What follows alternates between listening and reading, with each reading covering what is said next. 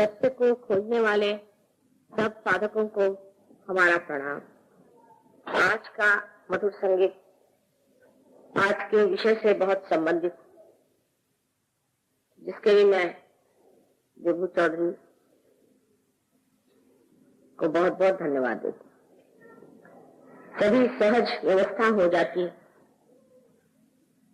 और आज संगीत में जो आपने 12 स्वरों का खेल देखा, वही हमारे अंदर भी ऐसा ही सुंदर संगीत निर्माण हो सकता है। ये जो कुंडलिनी के अष्टचक्र आप देख रहे हैं, जो कि मूलाधार चक्र, मूलाधार, स्वादिष्ठान, नाभि, हृदय, विशुद्धि, आज्ञा और संस्कार, इसके अलावा हमारे अंदर सूर्य और चंद्र के भी चक्र हैं। इसी प्रकार ब्रह्मरंध्र को छेदने बाद भी 3 और चक्र हमारे अंदर कार्य करते हैं, जिसे हम अर्धबिंदु, बिंदु और वलय कहते हैं।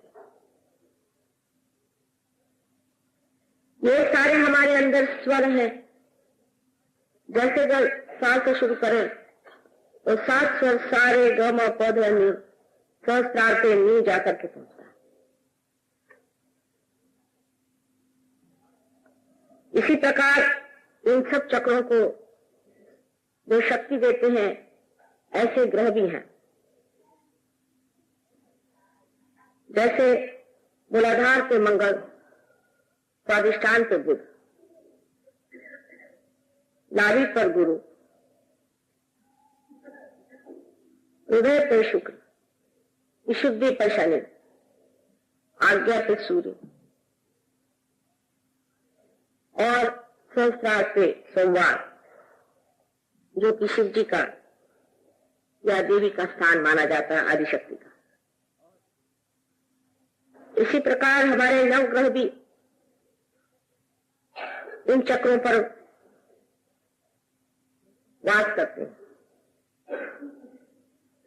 इसका मतलब यह है कि जो कुछ भी ओंकार श्री गणेश से प्रेरित है, वो सारा ही एक ही स्वर, एक ही ताल में पूर्णतया बद्ध होकर के एक सुंदर संगीत का साज हमारे अंदर परमात्मा ने तैयार रखा हुआ।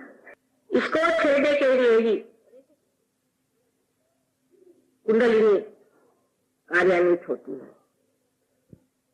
जब कुंडलिनी इन चक्रों को छेदती हुई ब्रह्मरंध्र तक पहुंचती है, उसके स्थान से हर चक्र में न जाने कितनी ही गतिविधियां हो जाती हैं। बहुत से लोग सोचते हैं और कहते भी हैं कि मां, ये इतना सरल कैसे? सरल तो ऐसे है कि जितनी भी जीवंत क्रियाएं हैं, सब बिल्कुल ही सहज है। एक बीज में अंकुर भी सह जाता है।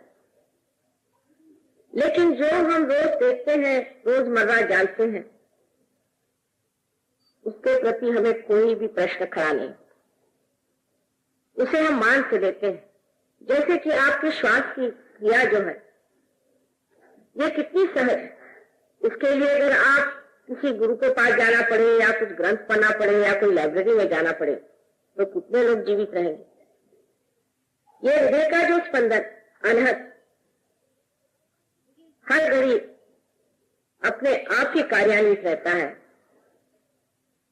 उसको अगर चलाने के लिए हमें बाह्य से कोई उपचार करना पड़ता, तो कितने लोग इस संसार में जीवित पैदा होते। ऐसी अनेक विध चीजें जो जीवंत है, हम देखते हैं। ये फूल खिलते हैं अपने आप और इनके फल भी हो जाते हैं अपने आप।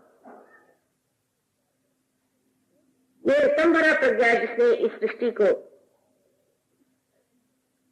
पूरी तरह से आशीर्वादित किया है, वो ये सारे जीवंत कार्य हर क्षण हर पल करती रहती है।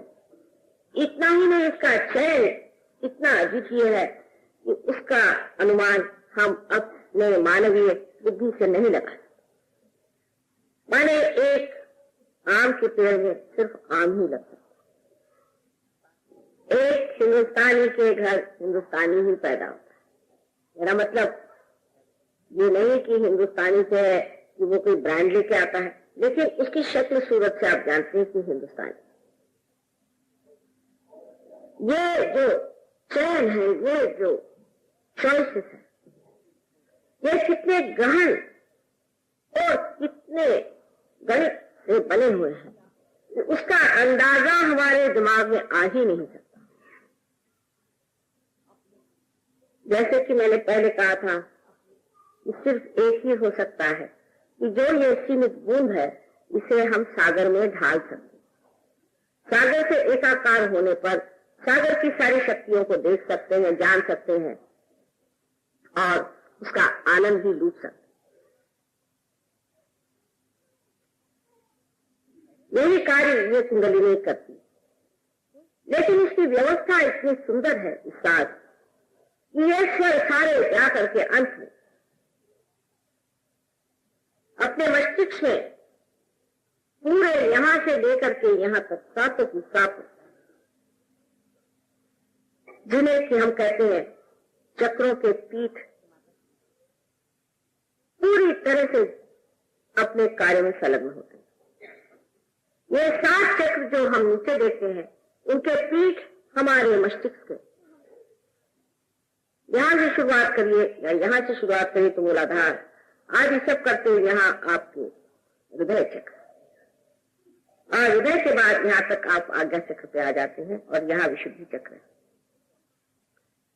ये तो सारा कुछ आप किताबों से जान सकते हैं, लेकिन जिसने आपको बनाया उसकी कमाल देखिए कि 7 स्वर बनाने के बाद उसके जो पीठ है, उसके हर एक स्वर का निनाद इन 7 पीठों से बने हुए इस मस्तिष्क में, इस ब्रेन में इस तरह से घुमाया जाता है। उसकी जो शक्ति है उसको किस तरह से एक सुंदर सुगठित तालबद्ध स्वर में आलापा जाता है, ये एक कमाल की चीज है जिसे देखते ही बनता।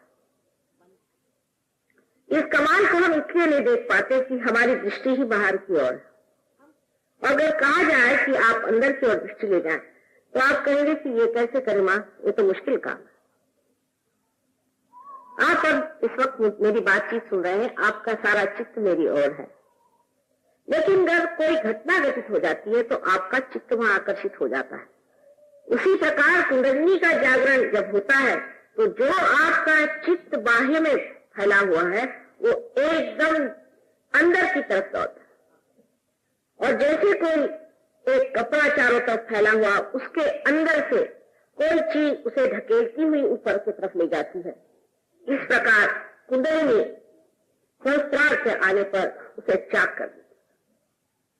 लेकिन उसका चाक करना भी इतना सुंदर है कि जब वो भेद होता है तो उस कुंडलिनी का प्रकाश उस सारे चादर में फैल जाता है। जो कहा है कि राम रंग रस धीमी, वो चदरिया जो कि हमारे चित्त की है, उसमें सत्य का प्रकाश फैल जाता है। अब इतनी सुंदर रचना है कि हृदय चक्र बराबर जहां बीचों बीच है, जहां पर कि हमारा ब्रह्मरंध्र छेदन है। ब्रह्मरंध्र का छेदन उस जगह है जहां हमारा हृदय, इसका मतलब यह है कि हमारे हृदय में जब तक परमात्मा को पाने की इच्छा नहीं होगी, तब तक ये भेदन ठीक नहीं होगा।